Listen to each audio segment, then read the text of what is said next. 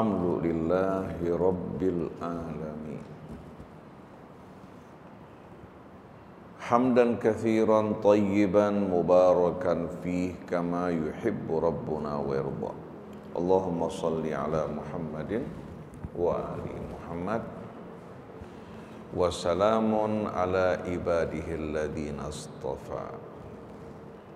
Subhanaka la ilma lana illa ma 'allamtana innaka antal alimul hakim wa la haula wa la quwwata illa billahil aliyyil azim.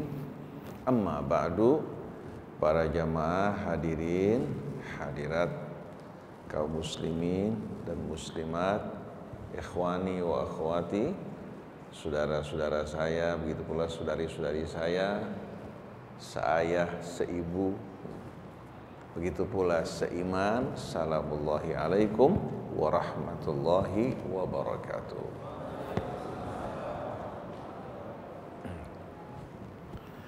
Alhamdulillah, ini merupakan pertemuan kita yang kedua.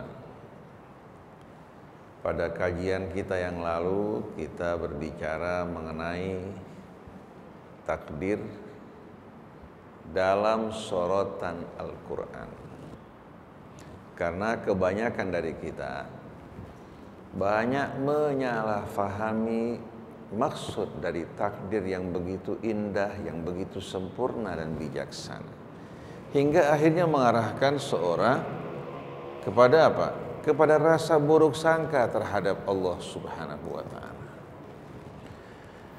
Kata takdir dalam Al-Quran tidak pernah dinisbatkan kepada Allah dalam arti yang negatif, tapi menunjukkan ilmu, kebijaksanaan, dan kesempurnaan. Seperti yang kita baca bersama-sama, wasyamsu tajri li mustaqarril laha dzalika taqdirul azizil alim. Bagaimana matahari dia sebagai poros bagi planet-planet yang mengorbit di sekitarnya, tapi dalam waktu yang sama dia juga mengorbit, mengitari pusat galaksinya bersama seluruh planet-planet yang mengelilinginya. Lalu Allah terangkan, dzalika taqdirul azizil alim, itulah merupakan ketentuan hukum-hukum yang ditetapkan oleh yang maha perkasa lagi maha tahu. Coba Bapak Ibu renungkan sama-sama. Bumi kita nih yang melakukan rotasi di hadapan matahari hingga melahirkan perubahan siang dan malam. Kemudian dia melakukan revolusi mengitari matahari selama 1 tahun. Yang menakjubkan, bulan mengitari bumi kita hingga kita dapat membedakan bilangan hari dan bulan. Begitu pula planet-planet yang lain juga mengitari matahari. Yang menakjubkan, matahari bersama seluruh planet juga mengorbit di sekitar pusat galaksinya, itu Bima Sakti kita ini. Betul-betul amat menakjubkan, padahal bumi kita sebagaimana kita tahu di mata kita merupakan sesuatu yang besar. 2/3-nya lautan, 1/3-nya daratan, pegunungan dan dataran yang rendah. Bagaimana dia melakukan rotasi, juga melakukan revolusi mengitari matahari, tapi kita tidak merasakan getarannya. Padahal kecepatannya lebih cepat dari kecepatan pesawat. Sedangkan kita menaiki pesawat yang bagaimanapun canggihnya, kita akan rasakan getaran. Betul tidak ibu-ibu sekalian? Tapi ibu, dengan rahmat Allah Ta'ala, bapak-bapak tidak merasakan getaran. Karena getaran sedikit saja akan menimbulkan kecemasan di hati dan kerusakan pada apa-apa yang kita bangun. Nah, siapa kira-kira yang menentukan, yang mengatur sedemikian rupa? Dzalika taqdirul azizil alim. Inna kulla syai'in khalaqnahu biqadar. Segala sesuatu kami ciptakan dengan ukuran dan hukum-hukum yang mengaturnya. Wa khalaqa kulla syai'in faqaddarahu taqdira. Dia menciptakan segala sesuatu, dia menetapkan hukum-hukum dan aturan yang mengaturnya. Oleh karena itu, Dalam Al-Quran tidak ada satupun ayat yang menisbatkan takdir kepada Allah yang menunjukkan arti negatif. Oleh karena itu, mengherankan sekali kalau anak manusia lahir cacat dia bilang takdir Allah. Kira-kira takdir Allah yang salah apa manusianya yang salah? Kita saksikan bagaimana manusia yang lahir ke dunia ini secara umum lahir normal dan ada hitungan waktu dalam kandungan. Dari mulai terjadi pembuahan, berubah menjadi zigot, kemudian bagaimana dia melekat pada dinding rahim, kemudian melakukan pembelahan sel hingga sempurna dengan hitungan-hitungan yang dapat diperhitungkan hingga kita dapat menantikan kapan saat kelahirannya. Kalau seandainya anak lahir cacat, bukan karena kesalahan Allah. Coba perhatikan, ada kemungkinan ibunya mengkonsumsi obat-obatan yang dilarang untuk wanita hamil. Coba ibu perhatikan kalau kita beli obat batuk, ada keterangan dilarang anak kecil, ya, di bawah usia sekian dan ibu yang hamil. Kalau kita membeli salep yang mengandung steroid ada peringatan, jauhkan dari anak-anak dan wanita hamil. Walaupun hanya salep melekat di kulit, dia meresap ke darah. Begitu juga seorang dalam keadaan flu, dia makan Fludan atau makan Decolgen. Terjadi pendarahan pada anak tersebut. Akhirnya ibunya melahirkan anak dalam keadaan sumbing. Jadi terjadinya cacat karena ada intervensi dari luar. Atau seorang suami gemar melacur, terkena herpes, menggauli istrinya, anaknya lahir tapi dengan mata buta, tidak bertangan, atau kepala tempurungnya tidak sempurna tertutup. Ini bukan kembali kepada kesalahan Allah, karena perhitungan Allah tidak pernah salah. Tapi tangan-tangan manusia ini yang melakukan kerusakan. Allah ciptakan gunung-gunung dengan pohon-pohon yang melindunginya hingga menahan tanahnya. Karena gunung itu kalau kita gali, kedalamannya sudah batu-batu, bukan lagi tanah. Permukaan tanah hanya apa? Hanya sedikit. Pohon-pohon ini yang mengikat diantaranya, menjaga dari longsor, berfungsi sebagai paru-paru bumi, memberikan suplai oksigen buat kita, dan menghindari banjir juga.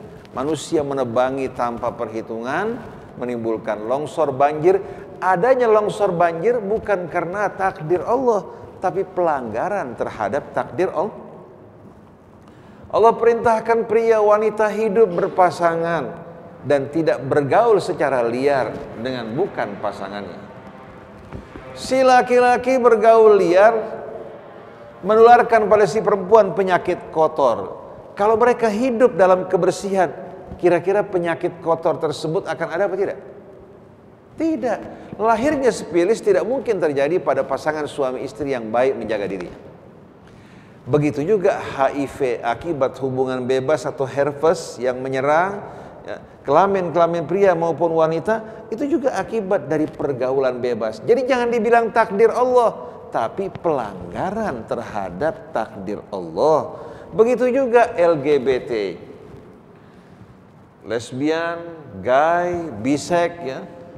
Ini akan mengakibatkan lahirnya efek-efek yang negatif. Ini merupakan gangguan jiwa yang menimbulkan juga kerusakan pada tubuh manusia dan keseimbangannya.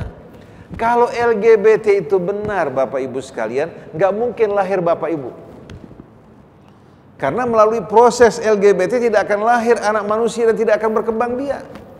Bahkan yang mempraktekkan perbuatan tersebut lahirnya pun dari pasangan pria dan wanita. Betul tidak Ibu sekalian? Jadi Bapak Ibu harus tahu, tiap terjadi kerusakan, tiap terjadi kejanggalan, penyimpangan, semua akibat dari pelanggaran terhadap takdir Allah. Jangan justru kerusakan kita takdir Allah. Kalau ibu memilih seorang suami yang tidak baik, hidup ibu menderita, jangan dibilang takdir. Itu pilihan ibu. Begitu juga bapak kalau menikahi seorang wanita yang akhlaknya tidak baik, yang egois, yang hanya pandai bersolek, berdandan, membuat bapak merana, tidak mengurus anak, jangan salahkan takdir. Ini karena kita tidak mengikuti petunjuk Allah memilih pasangan yang beriman dan bertakwa. Berarti pelanggaran terhadap takdir Allah. Yang mengherankan, kalau sukses dinisbatkan kepada usahanya, kalau gagal pada takdir Allah. Aneh nggak ibu-ibu sekalian? Jadi kesalahan kita dalam memahami takdir Allah melahirkan akhirnya pemahaman yang salah mengenai kebijaksanaan Allah, kasih sayangnya. Tidak pernah Allah menetapkan takdir buruk, tidak ada. Lahirnya keburukan dari kita, dari pelanggaran, dari penyimpangan yang melahirkan efek buruk. Kalau takdir Allah diikuti, baik norma alamiahnya, norma-norma syariat yang merupakan takdir Allah diikuti, dipatuhi, manusia akan hidup damai dan sejahtera. Jadi kalau kita perhatikan sama-sama, pemahaman yang salah ini karena kita tidak merujuk kepada Al-Quran. Nah, Bapak Ibu boleh kaji Al-Quran, ditemukan tidak dalam Al-Quran satu ayat yang menisbatkan takdir dalam arti yang negatif kepada Allah Subhanahu wa ta'ala.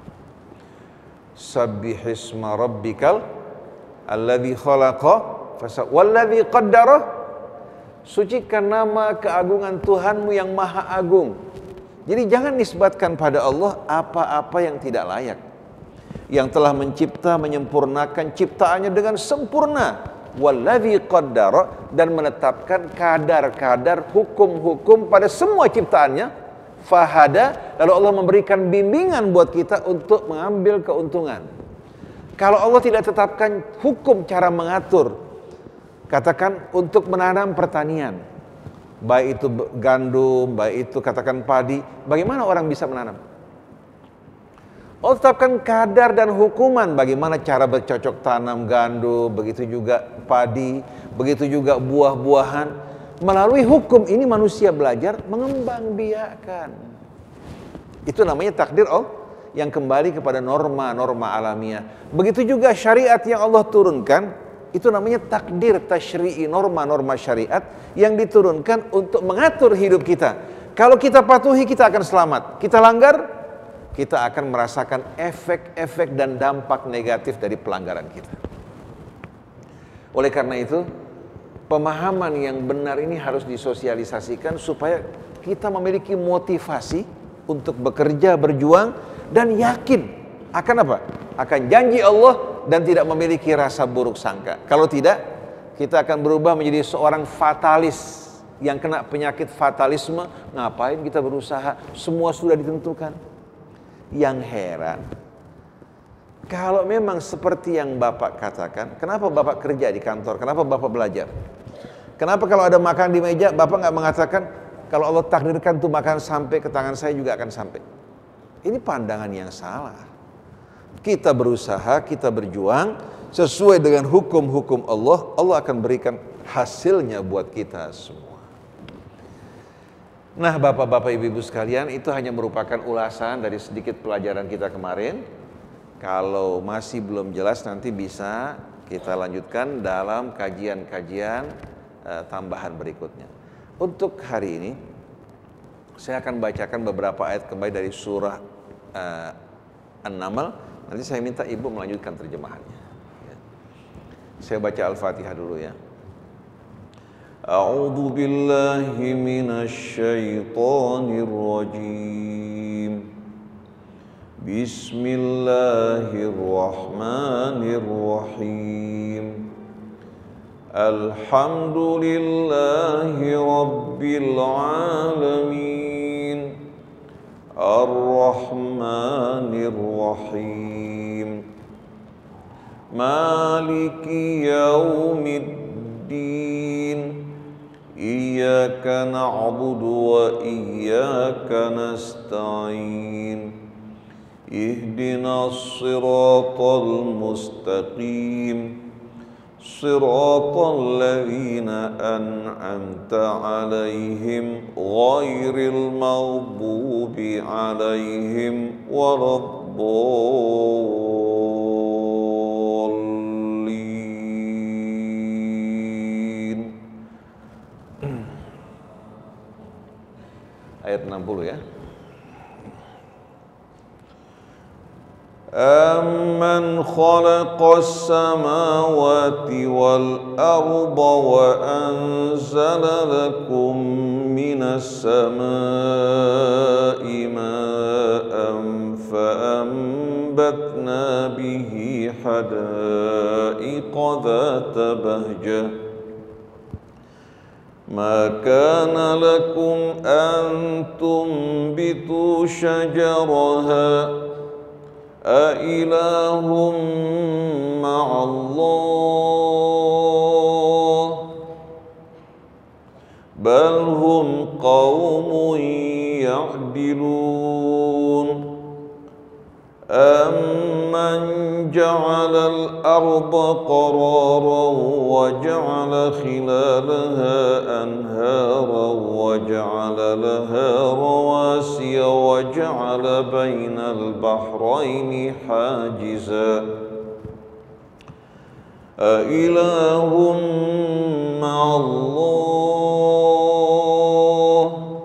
بَلْ أَكْثَرُهُمْ لَا يَعْلَمُونَ أَمَّن يُجِيبُ الْمُضْطَرَّ إِذَا دَعَاهُ وَيَكْشِفُ السُّوءَ وَيَجْعَلُكُمْ خُلَفَاءَ الْأَرْضِ أَإِلَٰهٌ مَّعَ اللَّهِ قَلِيلًا مَّا تَذَكَّرُونَ أَمَّن يَهْدِيكُمْ فِي ظُلُمَاتِ الْبَرِّ وَالْبَحْرِ وَمَن يُرْسِلُ الرِّيَاحَ بُشْرًا بَيْنَ يَدَيْ رَحْمَتِهِ أَإِلَٰهٌ مَّعَ اللَّهِ تَعَالَى اللَّهُ عَمَّا يُشْرِكُونَ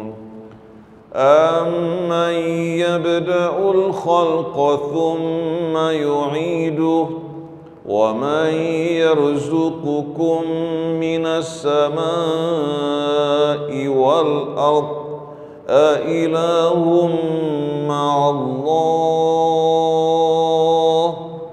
قُلْ هَاتُوا بُرْهَانَكُمْ إِن كُنتُمْ صَادِقِينَ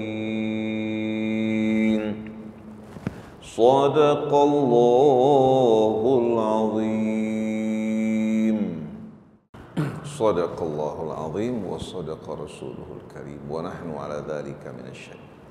Bapak-bapak, ibu-ibu sekalian, perlu sering-sering membaca ayat ini dan merenungkannya. Tadi Pak Iskandar telah memulai ayat 59. Wa qulil hamdulillah. Katakanlah segala puji bagi Allah. Karena dialah satu-satunya yang berhak menerima puja-puji dalam arti yang sebenarnya. Karena seluruh kebaikan yang kita terima, baik langsung atau tidak langsung dari Allah, tanpa seizin Allah, kebaikan yang datang dari orang tua kita, dari teman kita, dari hewan dan tumbuh-tumbuhan yang kita terima hasilnya, tanpa seizin Allah tidak mungkin sama sekali kita menerima. Oleh karena itu, yang menjadi narasumber dari segala kemuliaan, nikmat karunia adalah Allah Subhanahu wa ta'ala. Maka seluruh puja, puji, syukur kita persembahkan seluruhnya kehadirat Allah Subhanahu wa ta'ala. Wassalamun ala ibadihil ladzina astafa. Kemudian salam yang Allah Subhanahu wa ta'ala ucapkan untuk siapa? Keselamatan. Kalau doa salam dari kita, kalau dari kita ucapan salam doa. Kalau dari Allah limpahan keselamatan, karena seluruhnya di tangan Allah. Wassalamun ala ibadihil ladzina astafa, dan keselamatan, kesejahteraan yang Allah limpahkan atas hamba-hambanya yang dipilih. Allahu khairun amma yusyrikun. Mana yang lebih baik, Allah yang menciptakan langit bumi, yang menciptakan kita, yang melimpahkan nikmat karunia-Nya atas kita, ataukah yang mereka persekutukan bersama Allah? Padahal yang mereka persekutukan juga merupakan makhluk-makhluk Allah. Jadi Allah bertanya, mana yang lebih baik? Allah, pencipta mereka, yang melimpahkan nikmat karunia-Nya atas mereka, tempat kembali mereka, yang menyediakan syurganya bagi orang yang beriman dan nerakanya bagi orang yang ingkar. Manakah yang lebih baik? Allah, apakah yang mereka persekutukan? Jawabannya tidak ragu lagi, setiap orang yang berakal, nurani setiap manusia pasti akan mengatakan, Allah, Dialah merupakan tambatan hidup kita. Dari sana kita berasal, kepadanya kita kembali, dan kepadanya kita bergantung dalam seluruh hidup kita. Nah, yang saya ingin ajukan di sini pertanyaan, siapakah yang dimaksudkan dengan hamba-hambanya yang dipilih? Siapa bapak-bapak ibu sekalian?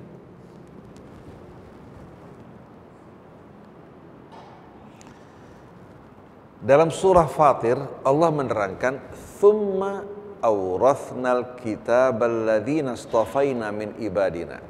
Kemudian kami mewariskan Al-Quran ini untuk siapa? Untuk hamba-hamba yang kami pilih. Nah, Bapak Ibu ya, yang mempelajari Al-Quran yang merupakan firman-firman yang dijamin keaslian yang datang dari sisi Allah adalah manusia-manusia pilihan. Dan Nabi, para Rasul merupakan manusia pilihan untuk menyampaikan amanat ini untuk kita semua.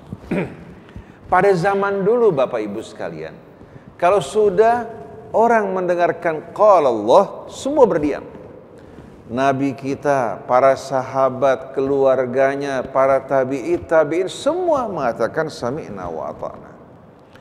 Kalau sekarang orang membacakan qala Allah, mulai dijawab, fulan berkata begini, fulan berkata begini, imam fulan berkata begini. Pada zaman Nabi, kalau sudah qala Allah, Nabi pun tidak berucap.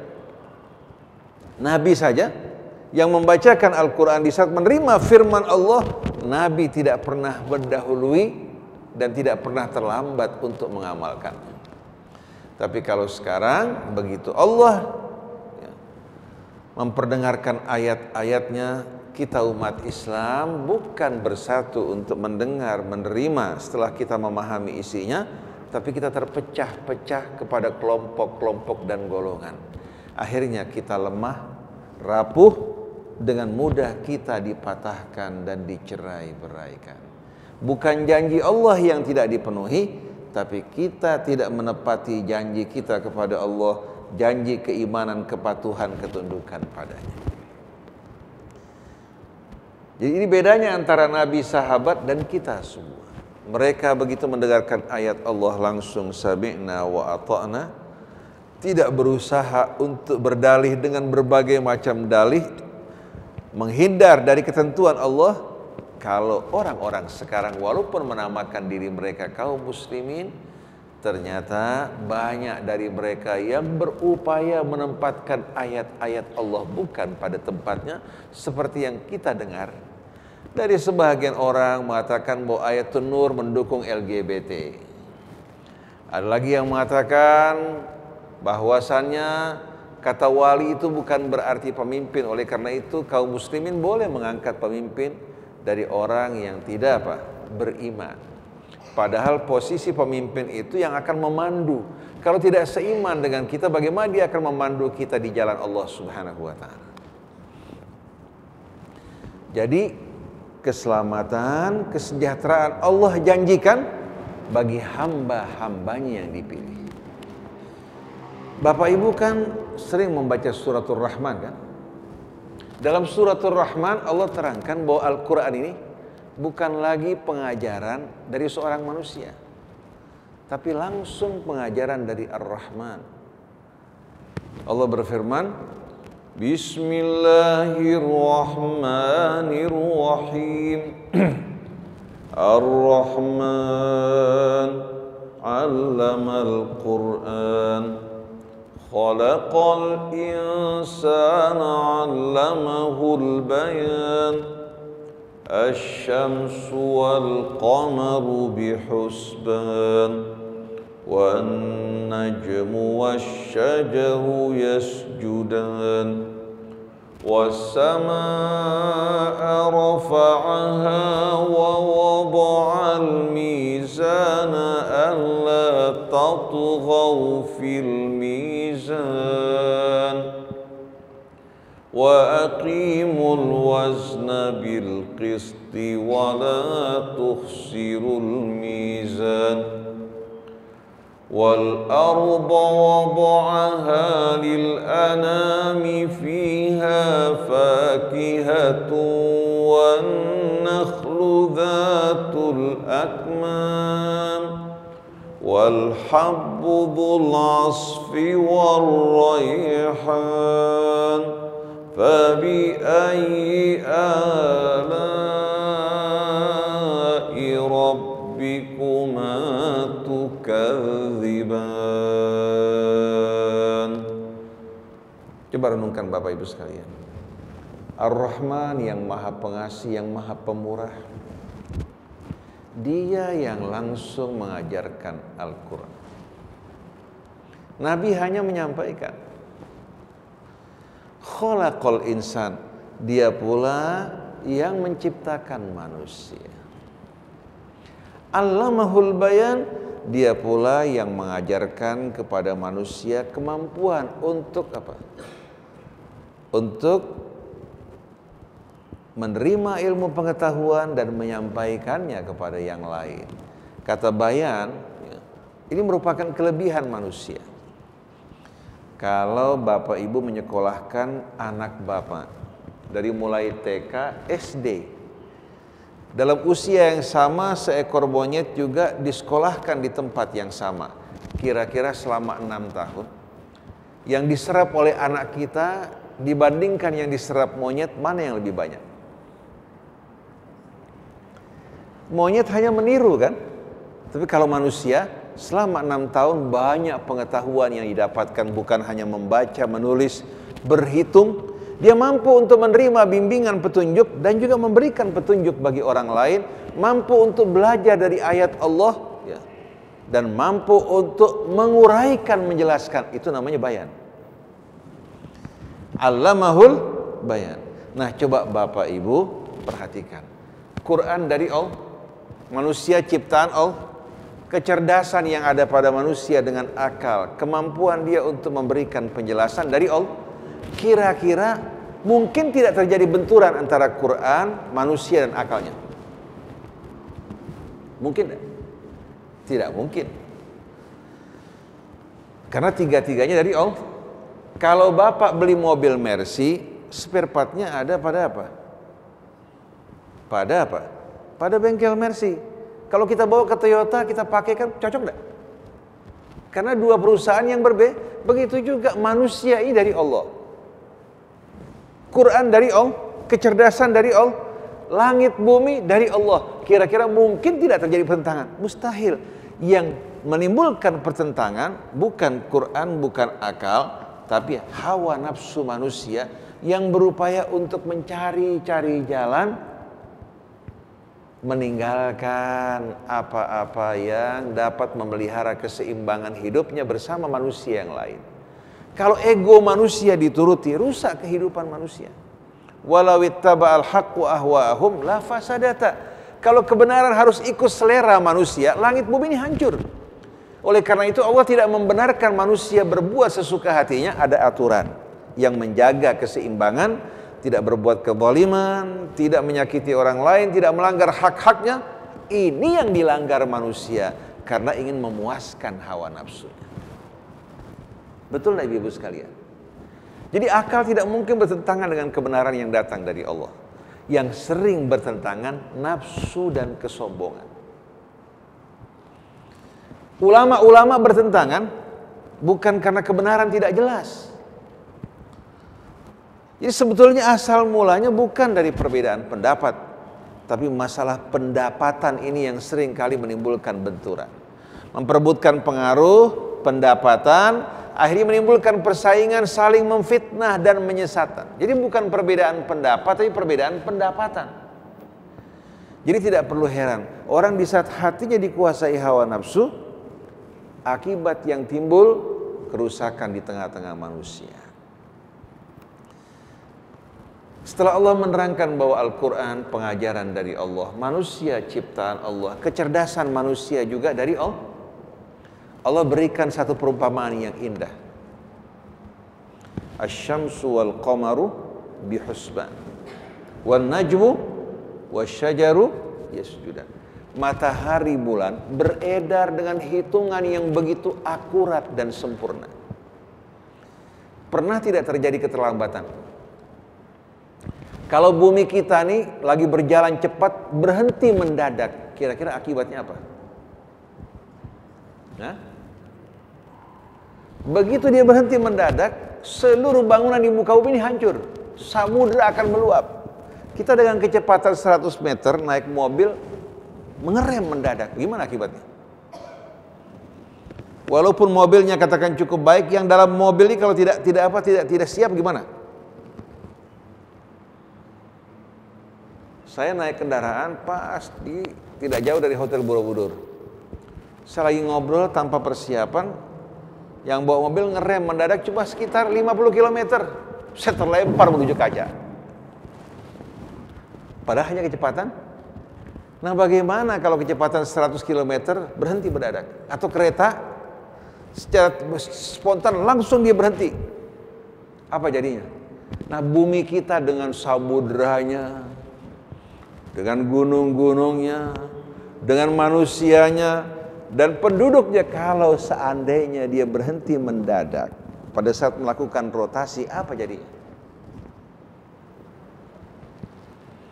Nah, saya tanya, kalau seandainya bumi kita ini dalam rotasi melambat 1 jam per hari, bukan 24 jam, tapi 25 jam, kira-kira apa jadinya ibu-ibu sekalian?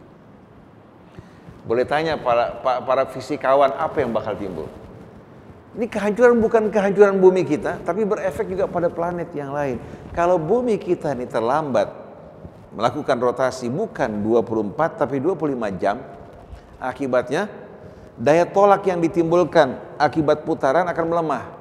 Maka dia akan langsung tertarik oleh gravitasi matahari. Kalau sudah keluar dari gravitasi, nggak mungkin bisa diselamatkan. Sebaliknya kalau dia berputar lebih cepat, 23 jam katakan, efek samping yang ditimbulkan, daya tolak semakin cepat berputar, semakin apa? Semakin menguat, dia akan lepas dari gravitasi. Apa yang bakal terjadi? Kita dapat hidup di bumi kita, Allah telah mengatur bobot bumi kita, rotasinya, revolusinya, jarak dari matahari hingga suhu udaranya stabil, itu diatur oleh Allah, itu yang dikatakan dengan qadar yang sempurna. Kalau terjadi perubahan saja, akan terjadi kerusakan. Jadi matahari dan bulan bihusban, dengan hitungan yang begitu sempurna. Wan najmu wasyajaru yasjudan, bintang dan pohon-pohon semua sujud di hadapan kebesaran dan keagungan Allah, sedangkan kita congkak dan sombong. Was-samaa'a rafa'aha wa wada'al mizan, langit ditegakkan, dibangun oleh Allah. Allah letakkan neraca yang menjaga keseimbangan benda-benda di langit. Kalau neraca tersebut diangkat oleh Allah, semua benda langit akan runtuh.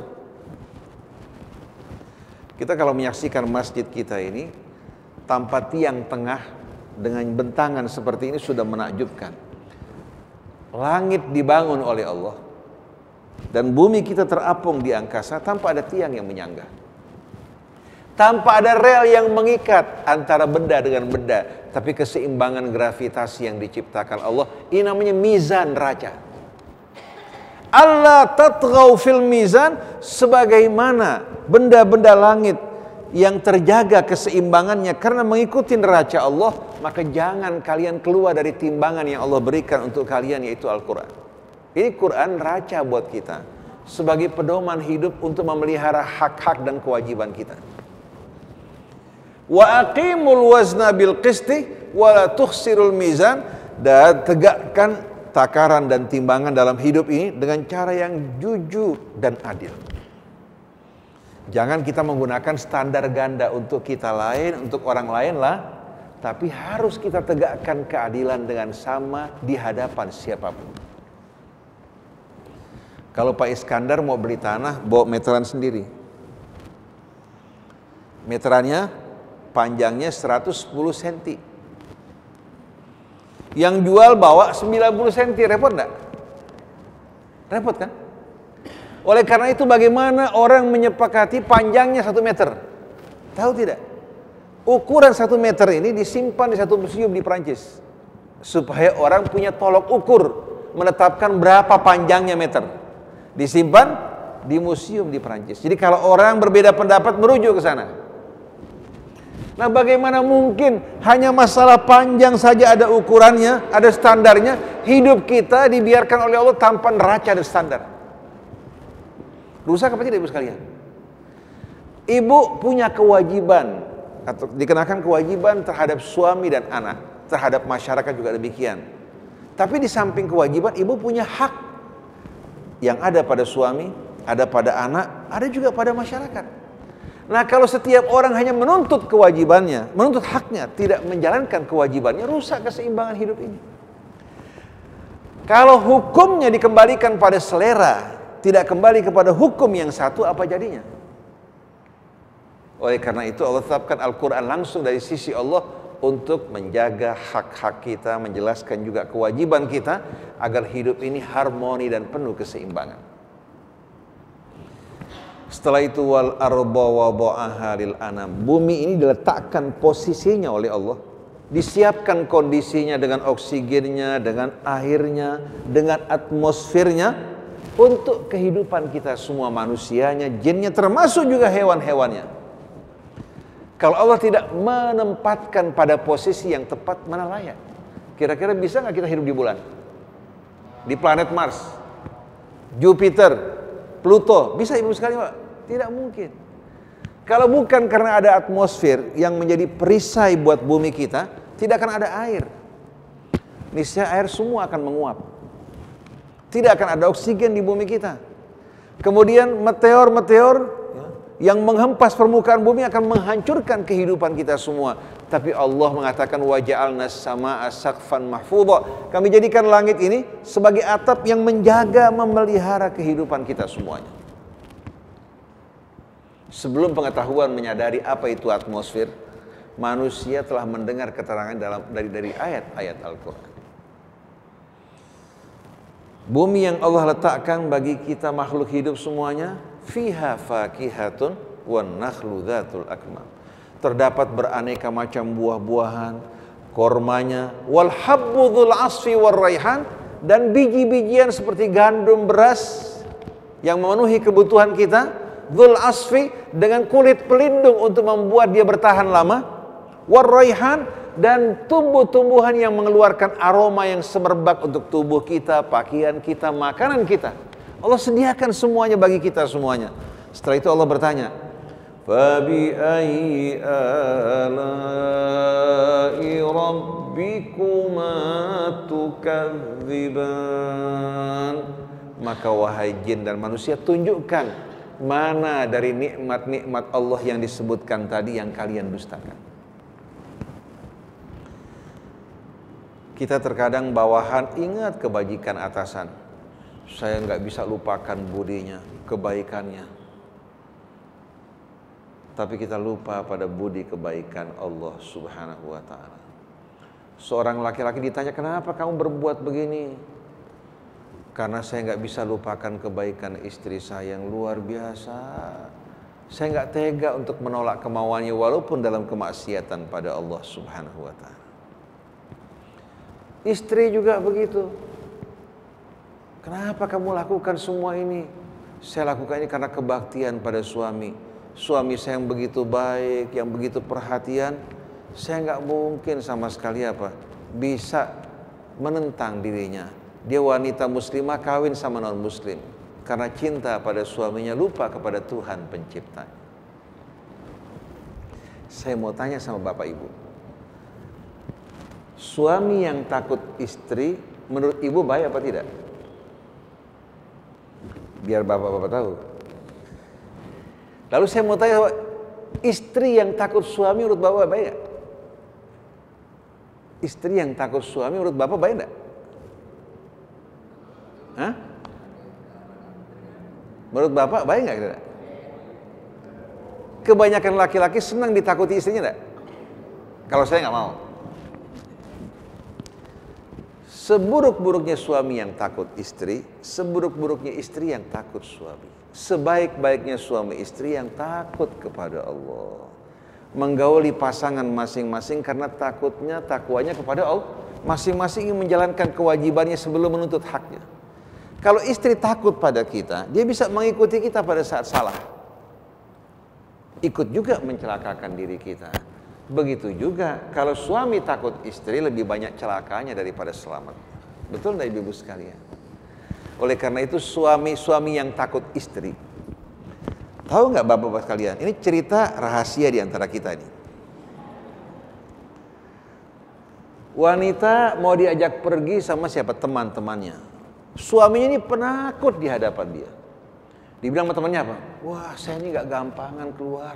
Saya mesti minta izin sama suami. Kalau suami izinkan baru saya akan pergi. Dia mau tunjukin suaminya apa? Gagah, punya ketegasan. Padahal suami di rumah tikus. Artinya perempuan secara naluri sebetulnya tidak suka suami yang takut istri.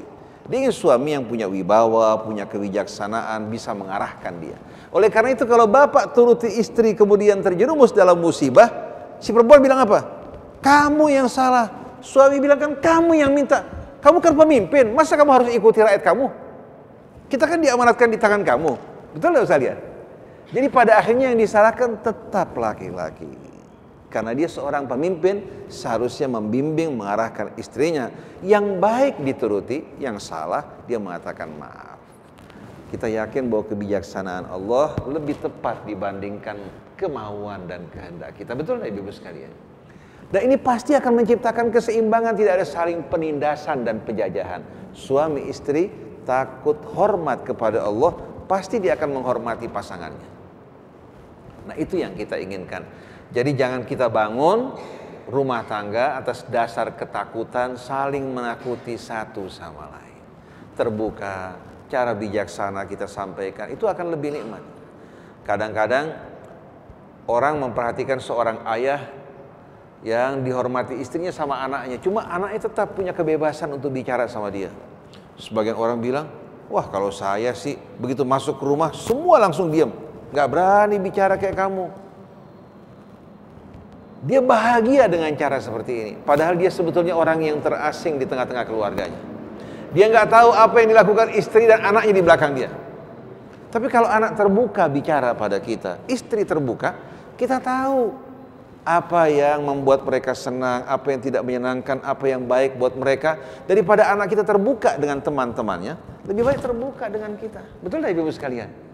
Oleh karena itu ibu biasakan anak ibu kalau pulang dari sekolah, dia bercerita pada ibu, ada problema, ada apa, ibu pecahkan. Ini akan membuat kehangatan, keharmonisan, rumah tangga akan terasa indah. Nah kita kembali pada ayat-ayat yang tadi kita baca. Saya tidak akan banyak bertele-tele, tapi saya ingin kita berhubungan dengan Al-Quran secara langsung. Hingga bapak sebagai seorang muslim, ibu sebagai muslimah, menyadari indahnya Al-Quran dan bangga sebagai seorang muslim, bukan kata orang, bukan kata Ustadz Fulan, bukan kata Ustadz Husain, tapi Al-Quran yang berbicara. Hingga bapak ibu punya pegangan di saat menerangkan pada orang lain.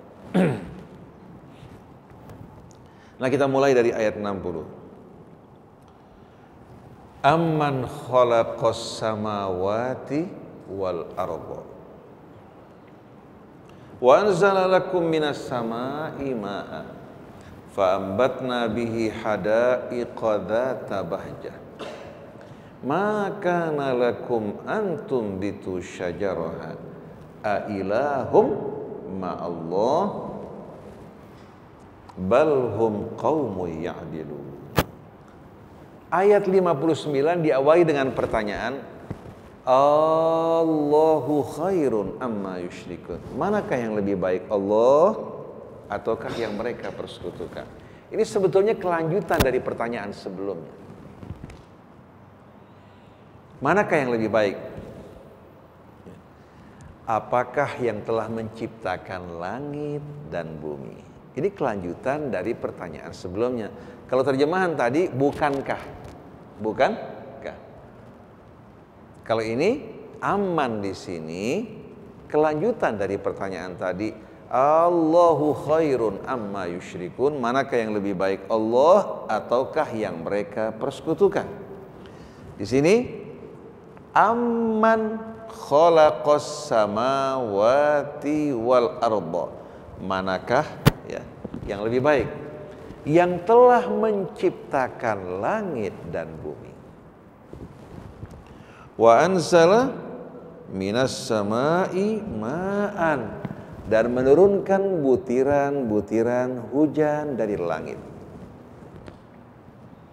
Fa'ambatna bihi hadaiqa dzata bahjah, maka kami tumbuhkan dengan butiran-butiran air yang kami turunkan tadi, kebun-kebun yang indah permai. Kata bahja itu indah permai yang menawan. Maka nalakum antum bitu syajaroha, sekali-kali kalian tak kuasa untuk menumbuhkan pohon-pohon tersebut. Kalian hanya menanam, tapi yang menumbuhkan siapa? Maka nalakum antum bitu syajaroha, sekali-kali kalian tak kuasa untuk menumbuhkan pohon-pohonnya. Lalu Allah bertanya, Ailahum ma'allah, adakah Tuhan bersama Allah yang melakukan semua itu? Jawabannya apa? La ilaha illallah, tiada ilah selain dari Allah subhanahu wa ta'ala. Jadi melalui dialog, melalui tanya jawab ini, Allah ingin menggugah kesadaran kita. Coba renungkan. Mereka-mereka yang disembah selain dari Allah, adakah yang menciptakan langit bumi? Tidak ada. Kemudian menurunkan butiran-butiran air hujan dari langit. Ibu kalau bayar PAM berapa ibu-ibu? Ibu cium aroma air dari PAM bagaimana? Baunya tidak nyaman, apalagi dari Pejompongan sini. Dulu orang suka air dari Bogor, sekarang dari Bogor pun ternyata sudah tercemar. Coba perhatikan matahari yang menguapkan air dari laut yang asin. Kemudian begitu membumbung tinggi menjadi uap-uap air, Allah perintahkan angin untuk mengumpulkannya. Setelah itu mendistribusikannya secara bijaksana ke daerah-daerah yang diperintahkan Allah. Allah turunkan air di puncak-puncak gunung mengalir menuju sungai, meliuk-liuk. Allah tidak jadikan sungainya lurus supaya derasnya air juga berkurang dan bisa dimanfaatkan oleh para petani di daerah yang begitu luas dilintasi oleh sungai. Coba perhatikan, siapa kira-kira yang melakukan semua itu? Adakah Tuhan bersama Allah? Kita tidak meresapi bagaimana satu peser pun kita tidak membayar dari air yang Allah turunkan. Di samping air yang jernih turun ke bumi, menyirami sawah, ladang, begitu pula perkebunan dan hewan-hewan kita, Allah simpan air di tanah dalam bentuk mata air. Begitu kita ambil melalui jet pump, airnya bercampur dengan tanah apa tidak? Airnya bersih, jernih. Siapa yang melakukan semua itu? Pernah kita renungkan ibu-ibu sekalian bagaimana rahmat Allah sepeser pun tidak ada. Sedangkan kita baru pakai air dari Pejompongan sebentar, tagihan gak berhenti-berhenti. Padahal air bukan mereka yang ciptakan, mereka hanya apa? Melakukan pembersih, itu pun tidak sempurna. Oleh karena itu ibu kalau masak teh dari air Tanah Abang sini langsung biru warnanya. Biru. Baunya sama sekali gak sedap. Tapi kalau ibu ambil daerah-daerah, dikatakan di daerah timur, apalagi yang ke arah Bogor, ibu ambil air untuk masak, jernih dia punya teh luar biasa, kopinya enak. Di sini ibu sekalian gak lama berubah jadi biru.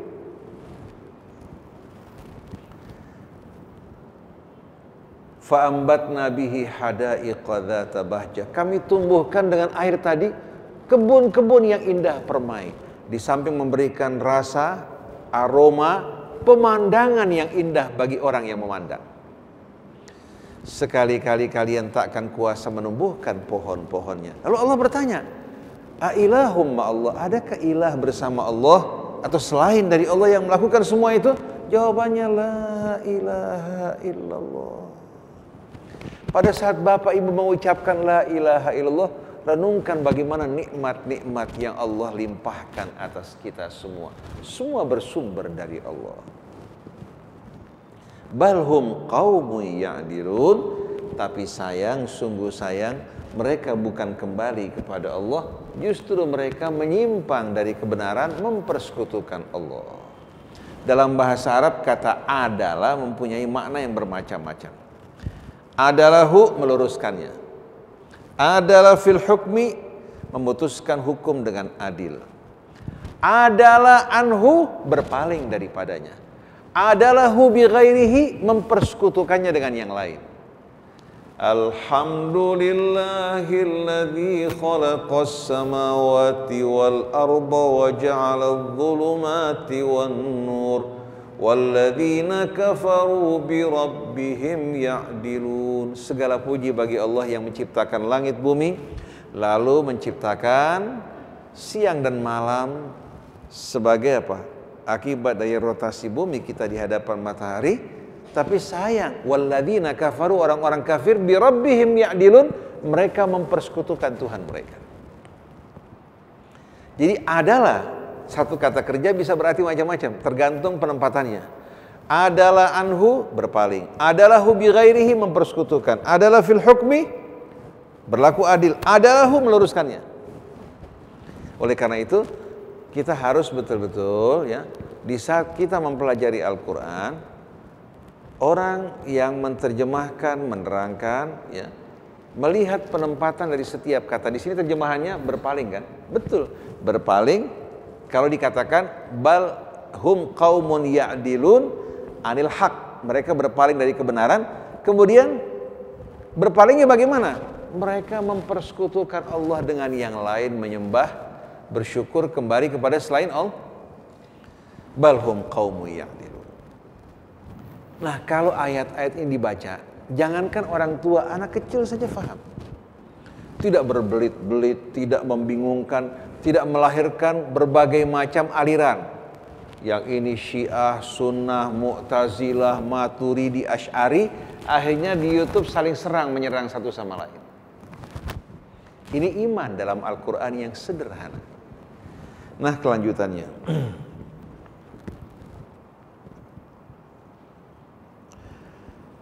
Amman ja'alal arda qararan wa ja'ala khilalaha anhara wa ja'ala laha rawasiya wa ja'ala bainal bahraini hajiza a ilahum ma'allah la ilaha illallah. Ini bukan menambah ayat tapi jawaban dari pertanyaan ini.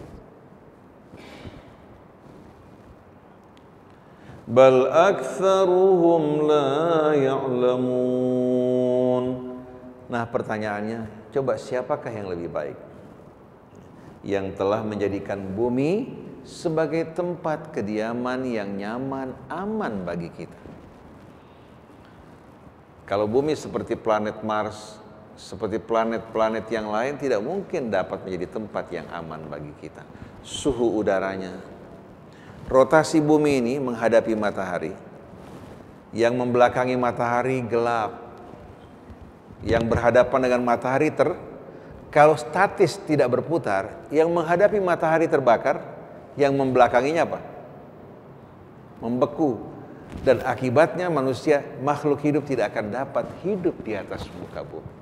Tapi rahmat Allah Ta'ala.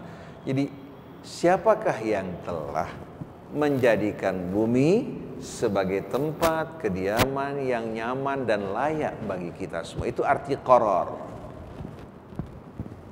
Wa ja'ala khilalaha anhara, dan Allah jadikan di atas permukaan bumi sungai-sungai.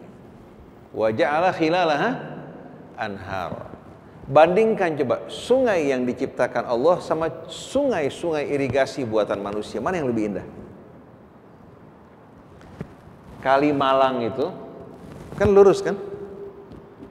Manusia menggunakan jalan pintas, tapi Kali Ciliwung Pertama, derasnya air berkurang, dia melintasi daerah yang luas, para petani mengambil manfaat daripadanya. Kemudian saksikan bagaimana dulu batu-batuan, pasir-pasir yang sekarang telah hilang karena keserakahan manusia. Kemudian mereka membuang sampah sekehendak hati mereka. Wa ja'ala khilalaha anhara. Kemudian wa ja'ala laha rawasiya wa ja'ala bainal bahraini hajiza. Lalu Allah meletakkan di permukaan bumi ini rawasiya. Rawasi jamak dari rasiyah. Itu apa? Gunung-gunung yang ditancapkan Allah di atas permukaan bumi. Siapa kira-kira yang melakukan hal tersebut? Wa ja'ala bainal bahraini hajiza. Dan Allah ciptakan di antara dua air yang tawar, di antara dua lautan tawar dan asin, sekat pemisah dengan berat jenis air yang berbeda. Bapak Ibu kalau pergi ke Pelabuhan Ratu, di tepi pantai sawah-sawah, kita ambil air ke bawah, keluar airnya jernih, di sebelahnya lautan. Siapa yang memisahkan di antara yang tawar dan asin? Kalau disirami air laut, hidup nggak itu padi-padinya? Tidak akan hidup. Tapi dengan rahmat Allah, Allah sediakan air tawar bagi mereka-mereka yang tinggal di tepi pantai, di mana Allah ciptakan sekat dengan hukum-hukum yang membuat air laut tidak masuk menyerang daratan selagi terdapat air. Dulu kita di Cempaka Putih, tempat kita bermain dulu kalau memancing pada tahun 70-an, tahun 69, 68 kita mancing di Cempaka Putih. Yang sekarang Pulau Mas dulu belum ada. Dan subhanallah kita tinggal di hutan kayu. Orang kalau dipindahkan dari hutan kayu digusur ke daerah Wisma Dharmala sekarang, yang di mana? Yang di Cempaka Putih itu, atau katakan daerah apa namanya? Daerah yang elit sekarang ini. Di hutan kayu, orang diungsikan ke sana nangis karena nggak ada listrik, nggak ada lampu sama sekali. Daerah pembuangan sekarang menjadi daerah elit. Rawasari itu, ya. Itu dulu merupakan daerah buangan, semua merupakan rawa-rawa. Tapi kalau kita ambil air ke bawah, airnya masih tawar murni. Kenapa? Karena resapan air cukup. Itu daerah-daerah orang pemancingan, semua merupakan daerah rawa-rawa. Orang mandi di sana, orang mencari ikan di sana. Begitu dibangun tanpa perhitungan, semenjak saat itu airnya payau. Apalagi kalau musim panas, asin. Musim panas, airnya asin luar biasa. Tapi Allah dengan rahmatnya wa ja'ala bainal bahraini hajiza, Allah letakkan sekat di antara dua lautan. Nah, saya ingin tanya, Allah mengatakan Allah meletakkan gunung-gunung sebagai paku yang memelihara keseimbangannya dalam surat Luqman, wa alqa fil ardi rawasiya an tamida bikum, agar tidak membuat bumi kalian ini goyang. Bapak Ibu kalau punya mobil, bannya tidak balance. Biasa kalau ban sudah lama dipakai kan suka tipis sebelah kan. Pada saat dia berputar karena tidak seimbang, dia apa? Tidak akan balance. Kalau dua-duanya yang bagian belakang tidak balance, kalau jalan mobilnya ngengkang. Orang yang dari belakang bisa melihat bagaimana itu mobil jalannya nggak stabil. Nah, bagaimana cara membuat ban tersebut stabil? Dibalance, apa yang dilakukan? Peleknya, ya, pelek nih, ya. Sewaktu diputar di balance, kelihatan nanti sebelah kanan sebelah kiri berapa kekurangan kira-kira. Bagian tipis sebelah kanan sebelah kiri. Kemudian yang kurang mereka berikan timah dengan ukuran yang sama, katakan 5 mili atau 6 mili, 5 gram atau 6 gram, mereka berikan timah di daerah yang kurang. Begitu diputar kembali, ternyata dalam kondisi yang stabil. Tapi begitu nanti ganti ban baru, itu timah harus dibuang kembali. Karena ban baru apa? Dalam kondisi bagaimana? Kemudian kembali mereka balance sesuai dengan kondisinya. Nah, gunung-gunung ini diantaranya untuk menjaga bumi kita agar tidak goyang. 2/3-nya lautan, 2/3 sepertiga daratan. Dengan adanya gunung-gunung yang diperhitungkan oleh Allah menjaga keseimbangan bumi agar tidak goyang pada saat apa? Itu diterangkan Allah dalam surat Luqman, wa alqa fil ardi rawasiya an tamida bikum. Allah tancapkan gunung-gunung di bumi ini agar tidak membuat kalian goyang. Kalau goyang bagaimana kira-kira? Itu 9 skala Richter di Aceh gak ada apa-apanya. Kalau goyang, Ibu tidak enak makan, tidur, bahkan ibu bisa tertimbun oleh bangunan-bangunan ibu-ibu sekalian. Jadi bagaimana perhitungan Allah Subhanahu wa ta'ala yang begitu sempurna. Setelah itu Allah bertanya, "Ailahum ma'allah, la ilaha illallah." Tapi yang terjadi bukan mereka mengakui la ilaha illallah, bal aktsaruhum la ya'lamun. Tapi kebanyakan mereka tidak memahami, mengetahui hal ini. Karena mereka tertarik perhatiannya untuk dunia, untuk karir, untuk hawa nafsu, lupa pada Allah yang telah melimpahkan nikmat karunia-Nya atas mereka. Jelas ibu sekalian? Jelas kan?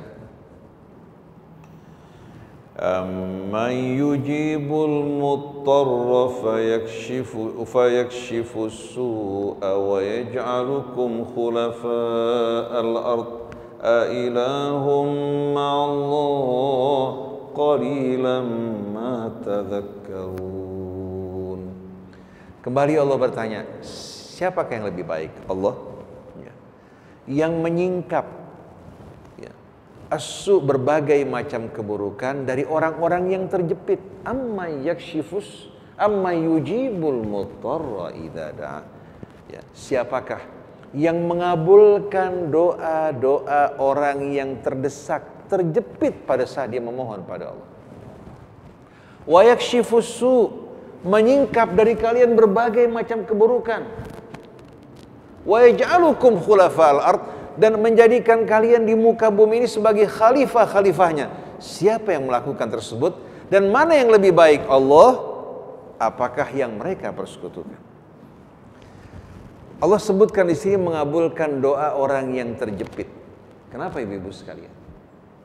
Orang kalau terjepit, doanya pasti hanya tertuju pada Allah Ta'ala. Tapi kalau ibu tidak terjepit, ibu lagi butuh rezeki, tapi ibu masih punya simpanan 100 juta. Ibu masih apa? Masih berharap pada simpanan ibu. Tapi kalau sudah mulai simpanan ibu menurun, menipis, tinggal 1 juta, tinggal 500 ribu, ibu tidak punya harapan, kerjaan nggak menjanjikan, ini nggak menjanjikan. Pada saat itu ibu di saat berdoa pasti apa? Sepenuhnya berharap pada Allah. Oleh karena itu ibu harus tahu, kalau bapak ibu bisa berdoa pada Allah pada saat lapang, pada saat sempit, seperti bapak ibu berdoa pada saat dalam keadaan sempit, maka Allah akan kabulkan doa ibu. Tapi repotnya begitu kita kuat, begitu kita ini berjaya, punya, kita doa paling hanya sebagai apa? Rutinitas, bukan dari hati. Tapi ada sebahagian orang tidak pernah merasa aman dengan kekuatan maupun hartanya. Selalu dia berdoa dengan khusyuk, hingga tiap dia berdoa air matanya berlinang. Orang ini orang-orang yang dengan mudah dikabulkan doanya oleh Allah Subhanahu wa ta'ala.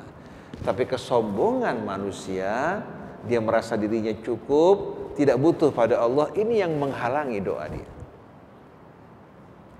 Lalu saya mau tanya, yang menjadikan kita sebagai khalifah di muka bumi ini siapa ibu-ibu sekalian? Saya satu hari mungkin tahun 90 sekian saya pergi haji, kebetulan kita motong korban. Kita tidak pesan kepada seseorang, kita berangkat sendiri ke Jabal Nur, tempat penyembelihan hewan korban. Lalu satu hari saya lihat iring-iringan onta, jumlahnya luar biasa, tinggi-tinggi besar, berjalan dengan rapi berbaris. Di depannya ada seorang yang menggiring satu onta, semua ikut di belakangnya, tidak ada satupun yang keluar dari barisan. Kebetulan sore hari kita lihat, saksikan pemandangan onta-onta yang begitu besar, tingginya luar biasa. Lalu saya bertanya, bagaimana itu onta bisa berbaris dengan rapi? Lalu seorang menerangkan, itu orang yang memegang onta di depan. Itu onta di depan namanya onta dalil, sebagai penunjuk jalan, ya, dipegang oleh apa? Oleh penggembalanya, yang lain semua akan ikut di belakang. Nah, kalau onta yang jadi khalifah, nasib kita bagaimana? Kita yang naik onta, apa onta naikin kita?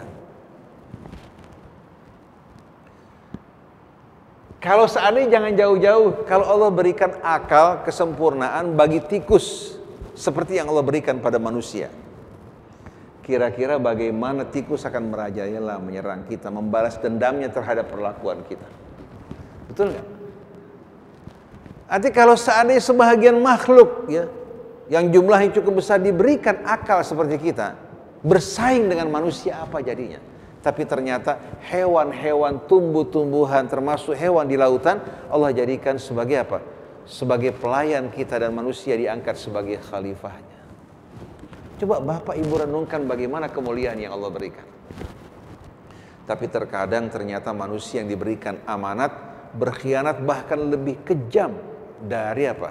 Lebih kejam dari hewan-hewan yang kita anggap buas. Hewan hanya memakan, memangsa kalau dia lapar. Kalau dia kenyang, walaupun terdapat di depan dia hewan-hewan yang penuh kenikmatan, lalu lalang dia tidak akan peduli sama sekali. Saksikan manusia coba. Bagaimana kekejaman, keserakahan mereka. Lalu Allah bertanya, "Ailahum ma'allah, adakah Tuhan selain dari Allah yang melakukan semua ini buat kalian?"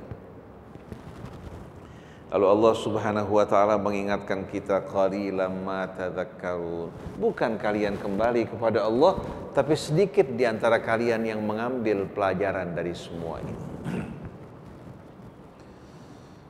Amma yahdikum fi dhulumatil barri wal bahri wa may yursilur riyaha bushran baina yaday rahmatih a ilahum ma Allah ta'ala Allahu amma yusyrikun.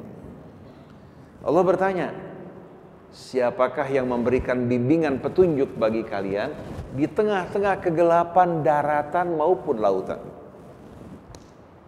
Kalau sekarang orang menggunakan kompas kan, sekarang orang menggunakan GPS. Dulu orang menjadikan bintang-bintang ini sebagai apa? Peta buat mereka. Ibu pernah dengar nggak atau bapak-bapak bintang timur? Tahu bintang timur? Namanya terkenal. Bintang timur dikenal juga dengan bintang kejora. Kalau orang Arab bilang Thuraya. Bintang timur ini posisinya terdapat di timur, tapi dia bukan bintang sebetulnya. Dia merupakan planet yang menyala, Venus. Karena dia menyala seolah-olah apa? Dia merupakan itu di tengah-tengah lautan, di tengah-tengah padang pasir, dijadikan sebagai pemandu buat mereka yang menunjukkan arah timur di saat matahari dalam keadaan tenggelam.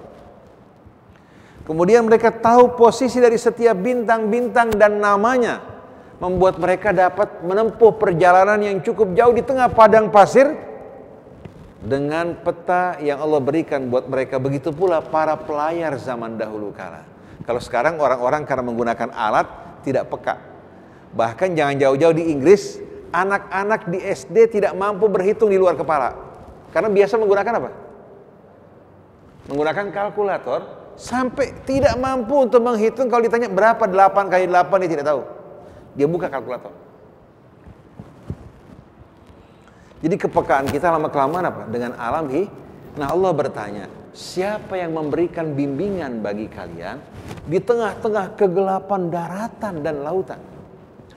Ibu kalau pesawat lagi terbang malam hari, kira-kira arah perjalanan mereka diarahkan oleh apa?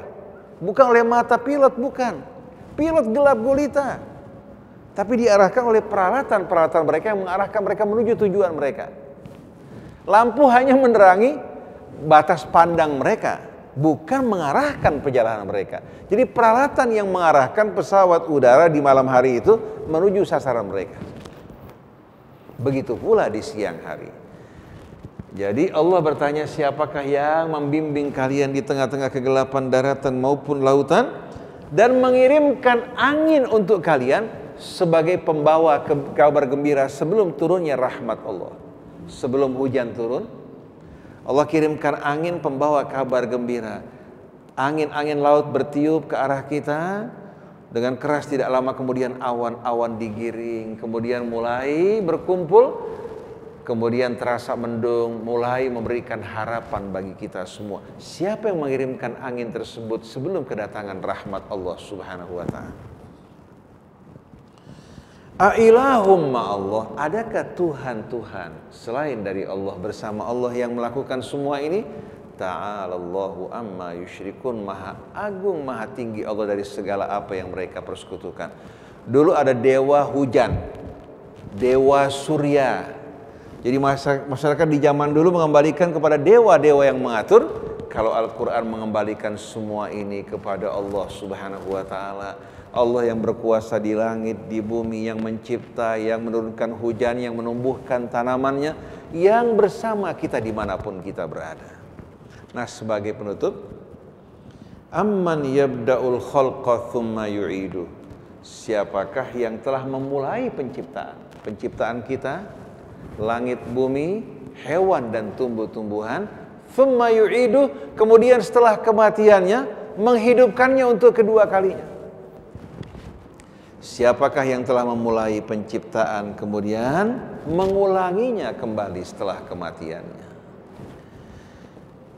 Wa may yarzuqukum minas sama'i wal ard, dan siapakah yang melimpahkan bagi kalian rezekinya dari langit?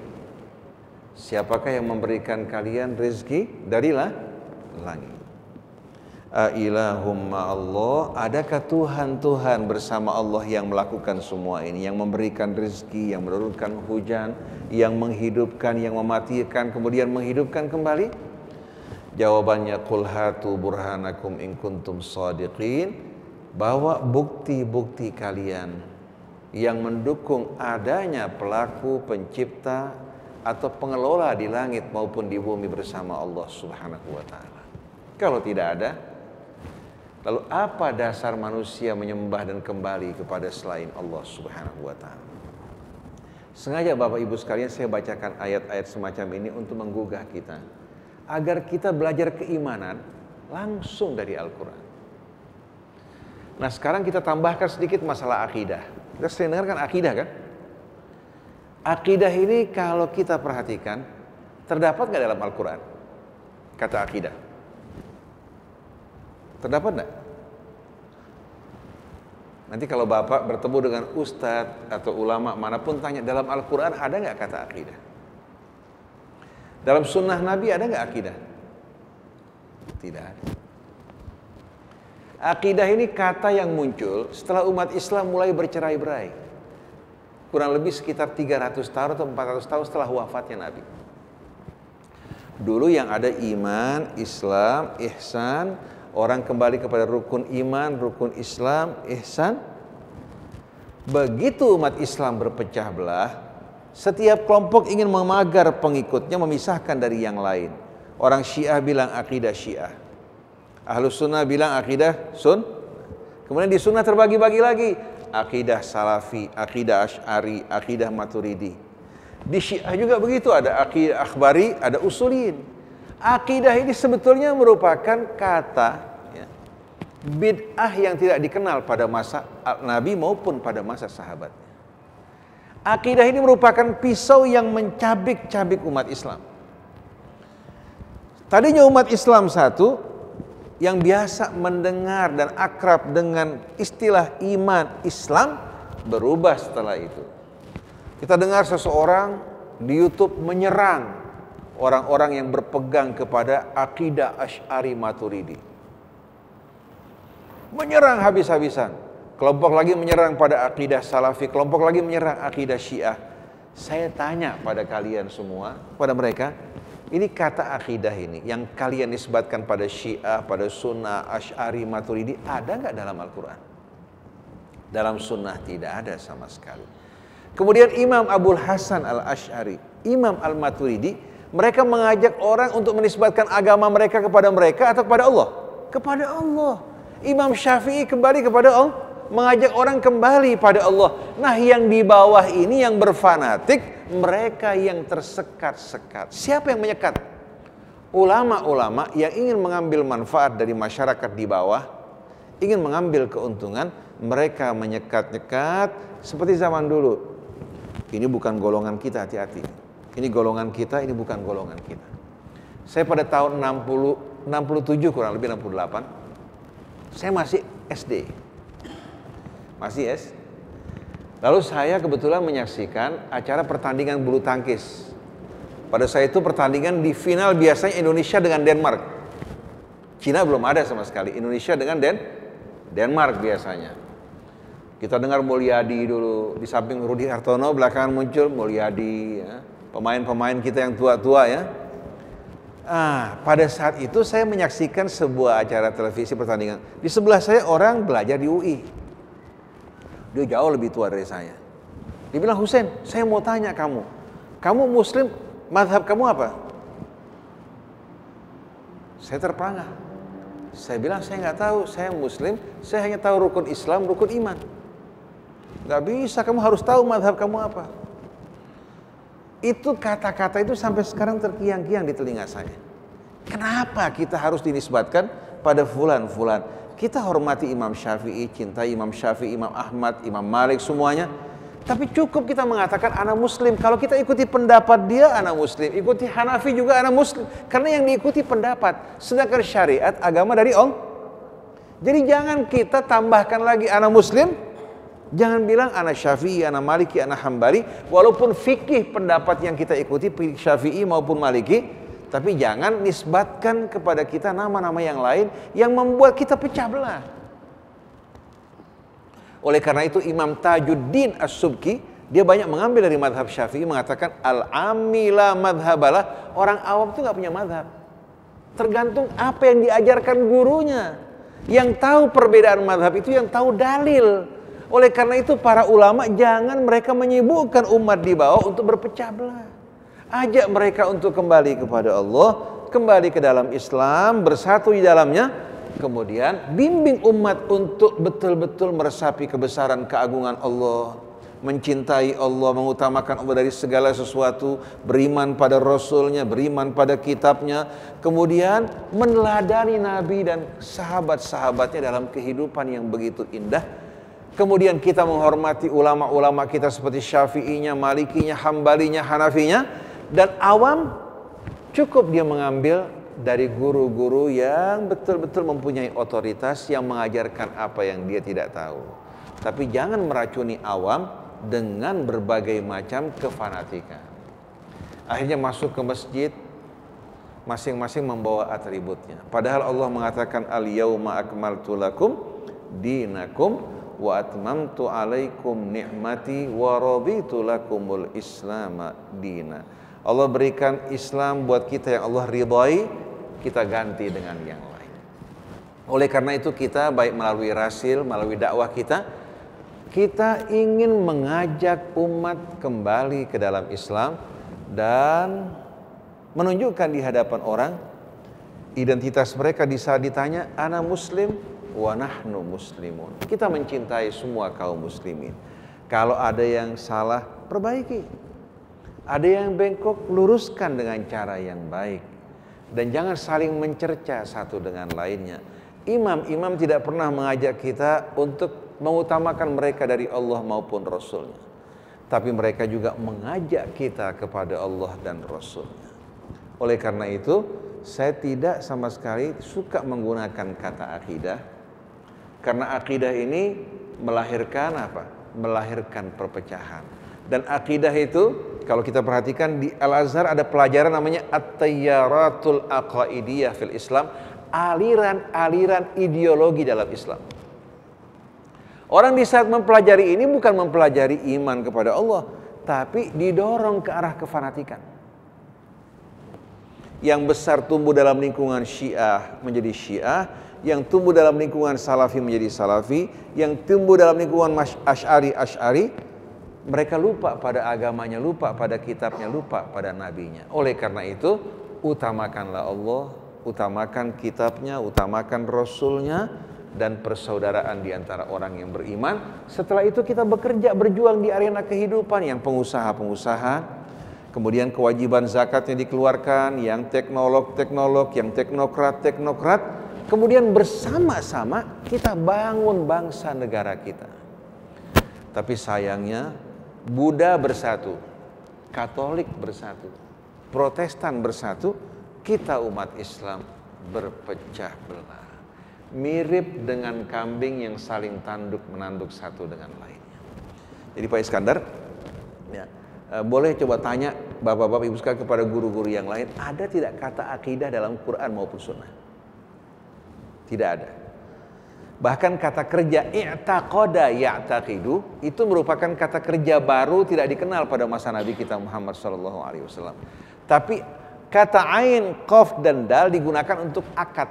Ya ayyuhalladzina amanu aufu bil uqud, wahai orang yang beriman penuhi akad-akad perjanjian yang kalian buat.